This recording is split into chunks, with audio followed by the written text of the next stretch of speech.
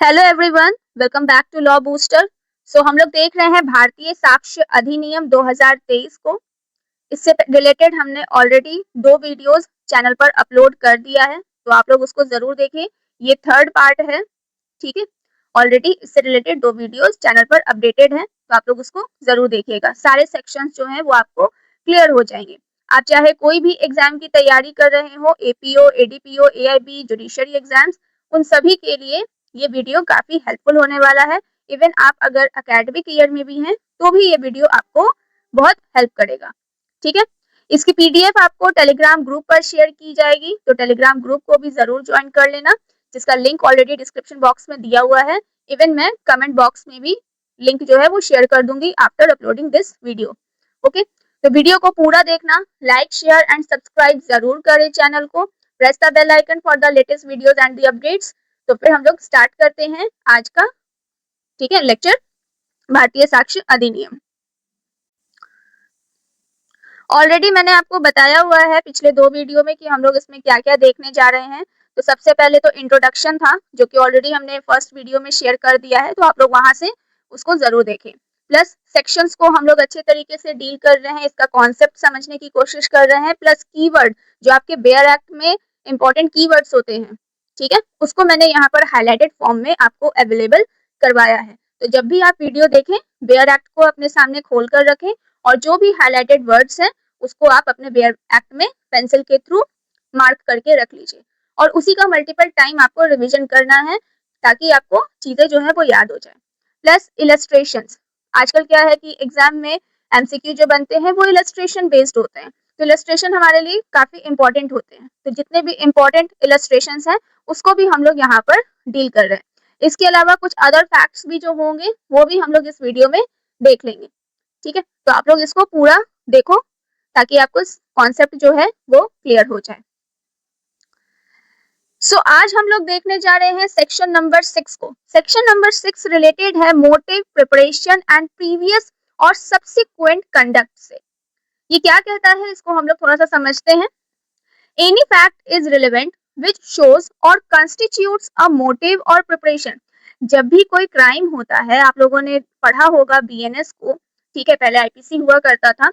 तो क्राइम करने के लिए कुछ स्टेजेस होते हैं, है ना, स्टेजेस ऑफ क्राइम। इंटेंशन होना चाहिए, प्रिपरेशन होना चाहिए, है ना। उसके बाद फिर उसको कैसे कमिट करेंगे, है ना, तो ये स्टेजेस होते हैं। तो उसी में होता क्या है कि कोई भी क्राइम करने का कुछ मोटिव होना ही चाहिए, कोई रीजन होना चाहिए, तभी तो वो क्राइम कंडक्ट हो पाएगा। तो यही चीज कहता है सेक्शन नंबर 6 कि मोटिव, प्रिपरेशन एंड प्रीवियस और सब्सिक्वेंट कंडक्ट। जब क्राइम हो रहा था तो क्या मोटिव था, कैसे प्रिपरेशन किया गया, प्रिपरेशन था या नहीं था, प्लस प्रीवियस और सब्सिक्वेंट कंडक्ट, यानी कि क्राइम करने के पहले, ठीक है, उस इंसान का क्या बिहेवियर था, और क्राइम करने के बाद उस इंसान का बिहेवियर कैसा था, उसका कंडक्ट कैसा था। इस आधार पे भी एविडेंसेस दिए जाते हैं। ओके, तो हम लोग कह सकते हैं कि जब किसी फैक्ट या इशू से जुड़ी बात कोर्ट में चल रही हो, तो उससे रिलेटेड कुछ चीजें भी रेलेवेंट मानी जाएंगी, जिसमें कि पहला आ जाता है रीजन, या यूं कहें, इसको कह सकते हैं आप लोग मोटिव, ठीक है, कि उसने ऐसा किया क्यों, क्या कारण था। कोई तो ऐसा मोटिव होगा, कुछ तो ऐसा दिमाग में चल रहा होगा, तभी उसने इतना गंभीर अपराध कर दिया। दूसरा, प्रिपरेशन, उस अपराध को करने के लिए क्या क्या तैयारियां की गई, क्राइम करने से पहले उसने कौन कौन सी तैयारियां की, इसके ऊपर भी यहाँ पर बहस की जाएगी। तीसरा हो जाएगा previous and subsequent conduct. Okay, previous and subsequent conduct, crime से पहले और उसके बाद उस इंसान का बिहेवियर कैसा था, इसके ऊपर बहस किया जाता है। तो यही चीज आपके बेयर एक्ट में भी मेंशन किया गया है। एक बार इसको हम लोग रीड आउट कर लेते हैं। Any fact is relevant which shows और constitute a motive or preparation for any fact in issue or relevant fact, the fact of any party or of any agent to any party to any suit or any proceedings in reference to such suit or proceeding or in reference to any fact in issue therein or relevant fact thereto, and the conduct of any person, ठीक है, conduct of any person and offense against whom is the subject of any proceeding is relevant. If such conduct influences or is influenced by any fact in issue or relevant fact and whether it was previous or subsequent thereto। ठीक है, यही बात जो हमने आपको अभी just समझाया कि जब किसी फैक्ट या इशू से जुड़ी बात कोर्ट में चल रही हो तो उससे रिलेटेड कुछ फैक्ट्स जो होते हैं वो रिलेवेंट माने जाएंगे, जिसमें कि रीजन, प्रिपरेशन और प्रीवियस प्लस सब्सिक्वेंट कंडक्ट, इसके ऊपर बहस जो है वो की जाएगी। ओके, तो ये है आपका सेक्शन नंबर 6, इसको याद रखिएगा। प्लस इसमें एक्सप्लेनेशन भी दिया गया है कि प्लस इसमें 2 एक्सप्लेनेशंस दिए हैं, चाहो तो आप इसे पढ़ सकते हो वरना उतना इंपॉर्टेंट नहीं होता। आपको ये वाला पॉइंट सबसे पहले याद रखना है क्योंकि इसी से क्वेश्चंस बनते हैं। इस सेक्शन को समझने के लिए हम लोग इलस्ट्रेशन को समझने का प्रयास करते हैं। इसमें कुछ इलस्ट्रेशंस भी दिए गए हैं जो आपको पढ़ना है। ठीक है, इजी है, चाहो तो आप खुद से भी इसको पढ़ सकते हो, बट कुछ इलस्ट्रेशंस ऐसे हैं जिसके ऊपर आपको ध्यान देना चाहिए, उसको पढ़ना चाहिए। तो चलिए देखते हैं इलस्ट्रेशन नंबर ए को। A is tried for murder of B. A का ट्रायल चल रहा है, किस चीज के लिए? उसने बी का मर्डर किया है। The facts that A murdered C. Fact ये है कि ए ने सी का भी मर्डर किया था। That B knew that A had murdered C. और ये बात बी को पता है, बी जानता है कि ए ने सी को मारा है। Okay, and that B had tried to extort money. B ने क्या किया? यहाँ पर एक्सटॉर्शन का यूज करते हुए मनी की डिमांड ए से किया, उसको मतलब डराया धमकाया कि मुझे पैसे दे दो वरना मैं तुम्हारे बारे में जो भी ये काम किए वो तुम उसका पोल खोल दूंगा। तो ये क्या है? ये एक तरह का ये मोटिव, प्रिपरेशन, प्रीवियस और सब्सिक्वेंट कंडक्ट को शो करता है। ओके, नेक्स्ट है A sues B upon a bond for payment of money. A जो है वो बी के ऊपर केस करता है, ठीक है, for payment of money. B denies the making of bond. B जो है वो बॉन्ड देने से मना कर देता है। The fact that at the time when the bond was alleged to be made B required money for a particular purpose is relevant. जिस समय बॉन्ड बनाया जा रहा था या कहा जा रहा था उस समय बी को पैसे की जरूरत थी। ओके, और वो पैसे जो है वो किसी और पर्पस के लिए यूज होना था, यानी कि बी को उस पैसे की जरूरत थी, वो पैसा जो है वो किसी और पर्पस के लिए यूज करना चाह रहा था। तो ये फैक्ट जो है ये रिलेवेंट हो जाएगा। ठीक है, इसी तरह से आप देख सकते हो एक और इलस्ट्रेशन को जो काफी इजी है। Illustration number F. The question is whether A robbed B. सवाल ये है कि ए ने क्या बी को लूटा है। ओके, क्वेश्चन यहाँ पर यही अराइज होता है कि ए ने बी को लूटा है या नहीं। The fact that after B was robbed. Fact ये है कि जब बी को लूट लिया गया, C said in A's presence. A की मौजूदगी में सी ने कहा क्या? The police are coming to look for the person who robbed B. A ने सुना सी से क्या, यानी कि सी ने कहा ए के प्रेजेंस में कि पुलिस जो है उस शख्स को ढूंढ रही है जिसने कि बी को लूटा है। और इतना सुनने के बाद ए जो है वो इमीडिएटली वहां से भाग जाता है। ओके, तो ये क्या है? ये रिलेवेंट फैक्ट है। यहाँ पर दिखाया गया previous and subsequent conduct. Crime करने से पहले क्या था और क्राइम करने के बाद क्या यहाँ पर बिहेवियर देखने को मिला। ओके, तो ए यहाँ पर भाग गया। जैसे ही वो सुनता है कि पुलिस जो है वो ढूंढ रही है उस इंसान को जो कि मतलब कि अपराध किया है, बी को लूटने का काम किया है, इतना सुनते ही वो वहां से भाग गया। तो ये क्या दिखाता है? ये दिखाता है सब्सिक्वेंट कंडक्ट को। ओके, तो इसी तरह से यहाँ पर बहुत सारे इलस्ट्रेशंस दिए हैं, इजी है, आप चाहो तो इसे पढ़ सकते हो। अगर कहीं प्रॉब्लम अगर आपको आता है तो आप टेलीग्राम पे मुझसे डायरेक्टली क्वेश्चंस कर सकते हैं। ओके, प्लस याद भी रखो कि कॉरेस्पॉन्डिंग लॉ कौन सा था इंडियन एविडेंस एक्ट का, क्योंकि बहुत सारे सिलेबस अगर आप देखेंगे एपीओ या एडीपीओ का अलग अलग स्टेट का, तो उसमें ओल्ड वाले भी क्रिमिनल लॉज जो हैं वो पूछा जाता है, तो बेटर है कि आप इसको याद रखें। ओके, आगे बढ़ते हैं। सो नेक्स्ट सेक्शन है section number 7, fact necessary to explain और इंट्रोड्यूस फैक्ट इन इशू और रेलेवेंट फैक्ट्स। इसका मतलब ये है कि ऐसे फैक्ट्स जो कि रेलेवेंट हैं मेन फैक्ट को समझाने के लिए ठीक है, तो उसका इंट्रोडक्शन करना बेहद जरूरी है। अगर मेन फैक्ट को समझाना है और इसके अलावा आपके पास कोई और फैक्ट है तो आपको वो कोर्ट में बताना पड़ेगा, तभी जाके पूरा मामला जो है वो कोर्ट को समझ में आएगा। अगर वो ना बताया जाए तो कहानी समझ में ही नहीं आएगी। ओके, इसीलिए अगर आप कोई फैक्ट इन इशू को बताना चाह रहे हैं और उससे रिलेटेड कुछ और भी फैक्ट्स हैं तो वो आपको कोर्ट में बताना पड़ेगा, इंट्रोड्यूस करना पड़ेगा, तब जाके पूरा का पूरा सिनेरियो जो है वो बिल्कुल पानी की तरह एकदम साफ हो जाएगा। ठीक है, क्रिस्टल क्लियर हो जाएगा। इसीलिए लिखा गया है फैक्ट्स नेसेसरी टू एक्सप्लेन और introduce a fact in issue और रिलेवेंट फैक्ट और विच सपोर्ट और रिबर्ट एंड इन्फेरेंस। मान लीजिए कोई पूर्व धारणा बनाकर कोर्ट में केस कर रहा है तो उसको भी खंडन करने के लिए आपके पास अगर फैक्ट है तो आपको पेश करना होगा, बताना पड़ेगा कहानी कहाँ से शुरू हुआ। ठीक है, inference suggested by a fact in issue or relevant fact or which establish the identity of anything or person whose identity is relevant or fix the time or place at which any fact in issue or relevant fact happened or which show the relation of parties by whom any such fact was transacted are relevant insofar as they are necessary for that purpose। कोई relation अगर किसी parties के बीच में है या कोई ऐसी घटना हुई है कोई भी ऐसे फिक्स टाइम या प्लेस पर, तो वो सारे फैक्ट्स यहाँ पर रिलेवेंट होंगे, उनको आप छोड़ नहीं सकते हो। ओके, आपको सब कुछ बताना पड़ेगा, घटनाक्रम में क्या हुआ, कौन कहाँ था, किधर था, उससे रिलेटेड जितने भी फैक्ट्स हैं, उस घटनाक्रम से रिलेटेड जितने भी फैक्ट्स हैं वो सब बताना होगा, कहानी कहाँ से शुरू हुआ है और क्या चीज फैक्ट इन इशू बन रहा है।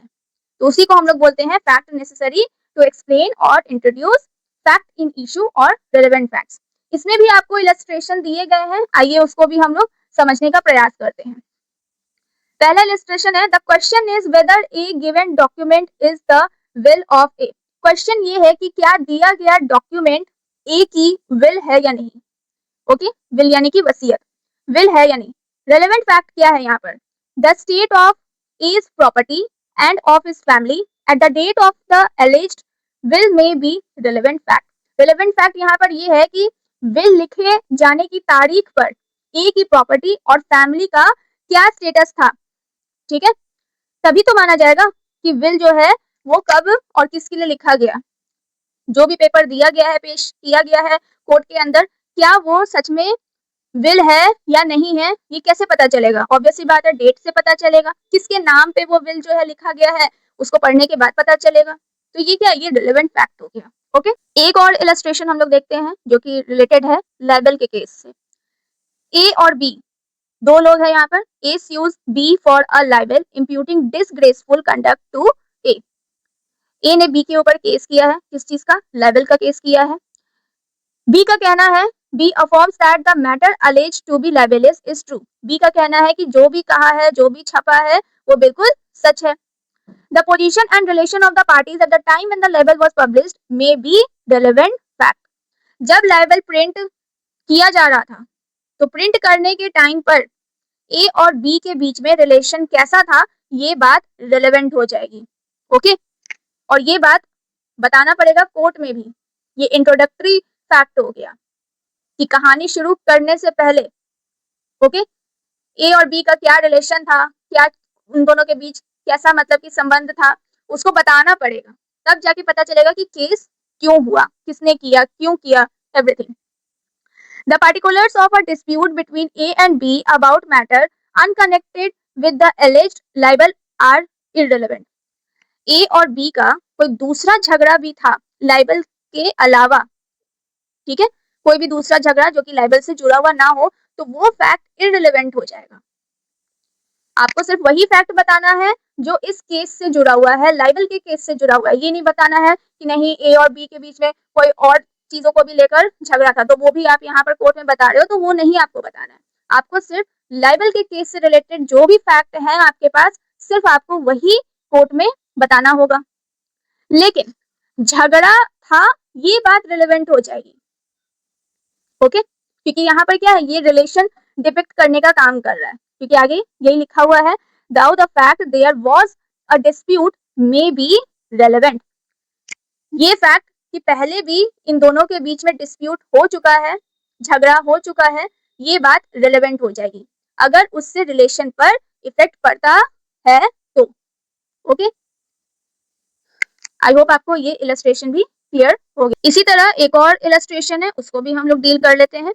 A is accused of a crime, A के ऊपर क्राइम करने का इल्जाम लगा हुआ है। The fact that soon after the commission of crime A absconded, जैसे ही वो क्राइम कमिट किया तुरंत वो अपने घर से भाग गया। तो ये बात जो है वो रिलेवेंट हो जाएगी अंडर सेक्शन नंबर 6। यहाँ पर दिखाया जा रहा है कि ए जो है उसने अपराध किया और अपराध करने के बाद उसका बिहेवियर यहाँ पर दिख रहा है कि वो घर से भाग गया। लेकिन कहानी अभी बाकी है। As conduct subsequent to and affected by facts in issue, the fact that at the time when he left the home, A had sudden and urgent business at the place to which he went is relevant, as tending to explain the fact that he left home suddenly. The details of the business on which he left are not relevant except in so far as they are necessary to show that the business was sudden and urgent. कहने का मतलब ये है कि ए जो है वो अपराध करने के बाद घर से तुरंत भाग गया, जो कि रिलेवेंट फैक्ट था, पर अचानक काम आ जाने के कारण उसे घर से जाना पड़ा, ये भी रिलेवेंट फैक्ट होगा। लेकिन ये रिलेवेंट नहीं होगा कि बिजनेस किस तरह का था। ठीक है, डिटेल्स यहाँ पर मैटर नहीं करता, वो इररिलेवेंट है। बस यहाँ पर हमें इतना पता होना चाहिए कि ए जो है वो क्राइम करने के बाद इमीडिएटली अपने घर से भाग गया। लेकिन उसको क्यों जाना पड़ा, उसका रीजन ये था कि उसको अर्जेंट काम आ गया था, दैट्स वाई उसको जाना पड़ा। तो ये दोनों ही बातें यहाँ पर रिलेवेंट होंगी, बजाय कि उसका काम क्या है, उसका बिजनेस क्या था। यहाँ पर डिटेल्स के अंदर हम लोग को नहीं जाना है, वो सब इररिलेवेंट हो जाएगा।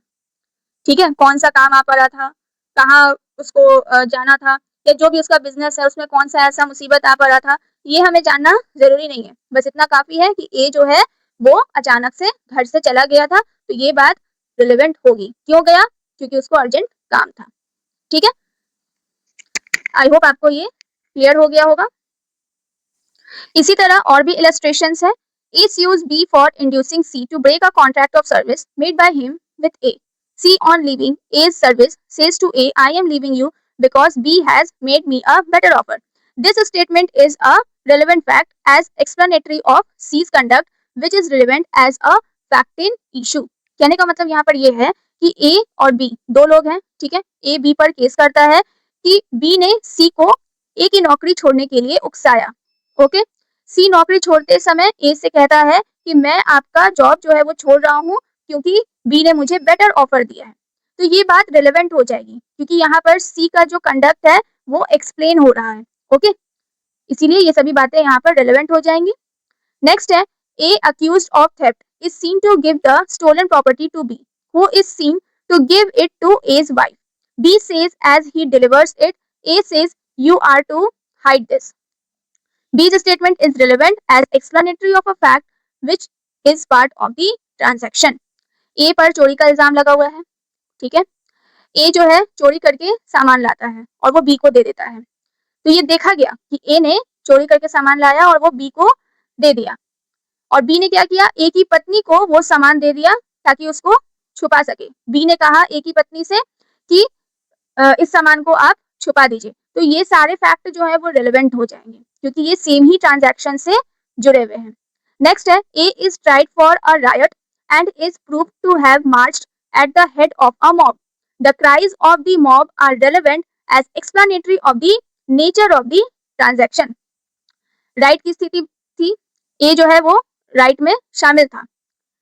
ए जो है वो भीड़ के आगे चल रहा था और भीड़ के द्वारा कुछ स्लोगन्स जो हैं वो लगाए जा रहे थे। ठीक है, तो ए के ऊपर ये इल्जाम लगाया गया है, इसके ऊपर ट्रायल चल रहा था कि ये भी राइट में शामिल था, उसमें ये भी मार्च कर रहा था। तो ये सारे फैक्ट यहाँ पर रिलेवेंट हो जाएंगे कि आप जो थे वो राइट में आगे चल रहे थे। ओके, भले उसने नारेबाजी की हो नहीं की हो उससे कोई फर्क नहीं पड़ता, आप आगे चल रहे थे, उस भीड़ का हिस्सा थे आप। ठीक है, स्लोगन्स जो है वो भीड़ के द्वारा लगाए जा रहे थे, तो इसीलिए आपके ऊपर भी ये इल्जाम लगेगा कि आप भी दंगे में शामिल थे। ठीक है, तो ये क्या दिखा रहा है, ये दिखा रहा है नेचर ऑफ द ट्रांजैक्शन, सारी चीजें एक ही घटना से रिलेटेड है।